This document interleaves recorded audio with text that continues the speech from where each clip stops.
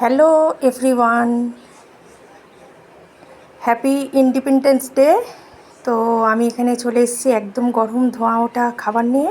এখানে আছে সাদা ভাত, কাঁচা লঙ্কা, পেঁয়াজ, শসা, গন্ধরাজ লেবু, আর এদিকে আছে ডাল, একটা তিতো শাক, আর এখানে আছে পেঁপের তরকারি, আর এখানে আছে চিকেন।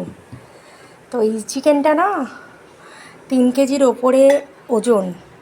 এটা খেতে খুব টেস্টি হয়। তো এমনি পোলট্রি মুরগি আমি অত প্রেফার করি না, তো এর জন্য আমি একটু বড় সাইজের মুরগিটা নিই। তো